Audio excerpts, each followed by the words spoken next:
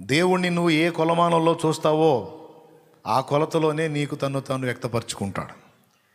విశ్వాసం కూడా నువ్వు ఏ పరిధిలో ప్రయోగిస్తావో ఆ పరిధిలోనే నీకు రిజల్ట్ ఉంటుంది.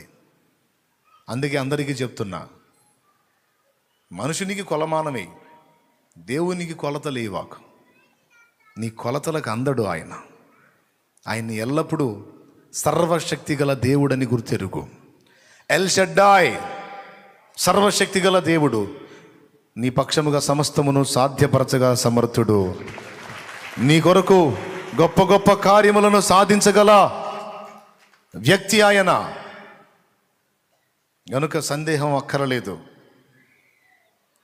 కొంతమంది మనుషుల విషయంలో మనం సందేహం పెట్టుకుంటాం. పాపం ఆయన మాత్రం ఏం చేస్తాడులేండి, ఆయనకి చేతనైనంత మట్టుకు చేస్తాడు కానీ ఇంకా ఆయన మాత్రం ఏం చేస్తాడు అంటాం. నిజమే, మనుషులకి ఎంత చేత అయ్యో అంతే చేస్తారు. కానీ దేవుడికి అలా అనలేం. పాపం దేవుడు మాత్రం ఏం చేస్తాడులేండి, ఆయనకి మాత్రం చేతైన కాడికి చేస్తాడు, చేతకంది దేవుడు ఏం చేస్తాడు అని అనగలవా? కానీ కొంతమంది ఆలోచన అంతే ఉంటుంది. అట్లా ఉంచొద్దు. దేవుణ్ణి నువ్వు చూసే విషయంలో జాగ్రత్త పడాలి. నువ్వు చిన్నదానిలో చూస్తే చిన్నగానే కనపడతాడు, ఉత్తమమైన దృష్టితో చూస్తే ఉత్తముడుగానే కనపడతాడు. సౌలుకు దేవుడు అసమర్థుడిలా కనపడ్డాడు, అందుకే దద్దమై కూర్చున్నాడు. దావీదుకు దేవుడు ఎల్షడ్డాయిగా కనబడ్డాడు, అందుకే చిన్న రాయితో కొట్టేశాడు. 40 దినాల సమస్యని, కత్తి లేదు, కట లేదు, ఈట లేదు, బరిసె లేదు, బాణం లేదు, ఏం లేదు. 40 రోజుల సమస్య, ఒక చిన్న రాయి పరిష్కారం. ఎట్లా నమ్మాడు, దేవుడు చేయగలడు. నమ్మిన వానికి చిన్న రాయి కూడా పెద్ద ఆయుధం కంటే గొప్పగా పనిచేసి శత్రువుని మట్టుబెట్టింది. చిన్న రాయి కూడా. దేవుని నమ్మని వానికి కత్తులు, కటార్లు, ఈటెలు, బరిసెలు ఉండి వాడి పై మంచి హైట్, పర్సనాలిటీ ఉండి కూడా నిష్ప్రయోజనం అయిపోయింది. చూడు, అతనేమో ఒక పరిధిలో చూశాడు, అక్కడతోనే ఆగిపోయాడు. దావీదు మరో పరిధిలో చూశాడు, ఆ పరిధిని బట్టి సహాయం పొందగలిగాడు. కాబట్టి దేవుణ్ణి గురించి ఆలోచించేటప్పుడు, ఆయన దగ్గర కార్యాలు స్వతంత్రించుకునేటప్పుడు, దేవుణ్ణి విశ్వసించేటప్పుడు పరిధులు నిర్ణయించవాకు. నా దేవుడు నా కొరకు గొప్ప గొప్ప కార్యాలు సాధించగలడు, ఆయనకి ఏదైనా సాధ్యమే. ఏదైనా ఏదైనా ఏదైనా ఏదైనా సాధ్యమే. చెడిపోయిన కిడ్నీలు బాగు చేయగలడా? డాక్టర్లే చేతులు ఎత్తేసారు. దేవుడు ఏం చేయగలడు? దేవుడు కూడా కష్టమేనా? డాక్టర్ల కంటే తక్కువ స్థాయిలో చూసావు దేవుణ్ణి, అంతే ఉంటుంది రిజల్ట్. నో, వైద్యులు ఎక్కడ, దేవుడు ఎక్కడ? వైద్యులు కాదు అన్న వాటిని ఎన్నిటినో నా దేవుడు అద్భుతంగా మార్చి పడేశాడు.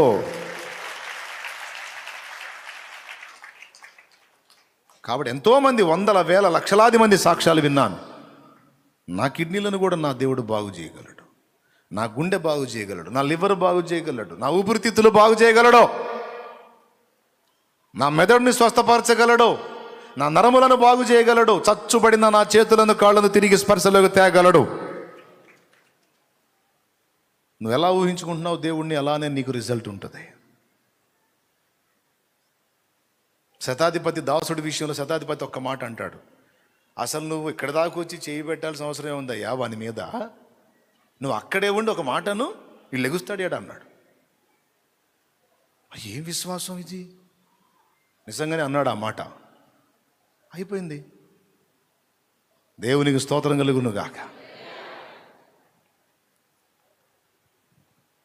ఒకళ్ళేమో నువ్వు వచ్చి నా బిడ్డను ముట్టి బాగు చేయమన్నారు, యాయిరు. ఒకళ్ళేమో అసలు నువ్వు రావాల్సిన అవసరం, ఒక మాట బలికేసి అయిపోయింది అన్నాడు. ఆ మాట నెరవేరిందా లేదా? దేవుణ్ణి నువ్వు ఎలా చూస్తున్నావో నీ దృష్టిని బట్టి ఉంటుంది. కాబట్టి అందరూ ఈ విషయాన్ని గ్రహించి, గతంలో ప్రభువు నీకు ఎట్టి కార్యాలు చేశాడో గుర్తు చేసుకో. చేదైన అనుభవాలు ఎన్నింటినో దాటించి నిన్ను ఎలా బ్రతికించి తీసుకొచ్చాడో గుర్తు చేసుకో. లోకమంతా వ్యతిరేకమై నీకు ఆపోజిట్లో నిలిచిన ప్రభువు నీ పక్షమునుంటే చాలు, నిన్నెవడూ గెలవలేడు. లోకమంతా నీకు రివర్స్ అయిపోయి వ్యతిరేక కోణంలో ఉన్నా, హలో మేడం, బ్రదర్, ప్రభు నీ పక్షానుంటే చాలు. అందరిని తెచ్చి నీ పాదాల దగ్గర పడేసే ప్రభు గొప్పవాడు, చేస్తాడు ఆయన. కాబట్టి దాన్ని దృష్టిలో పెట్టుకోండి. ప్రతి పరిస్థితుల్లో అంతే. ఎవరిని బట్టి ధైర్యం? నీవు నాకుండగా, పైకిలే, నీవే నాండగా, నీవు నాకుండగా, నీవే నాండగా, నీవే నా, నీవే నా, నీవే నా, నీవే నా ఆత్మదాహము తీర్చిన వెంబడించిన పండవు. నీవే నా ఆత్మదాహము తీర్చిన వెంబడించిన పండవు. కలవరపడినే కొండల వైపు నా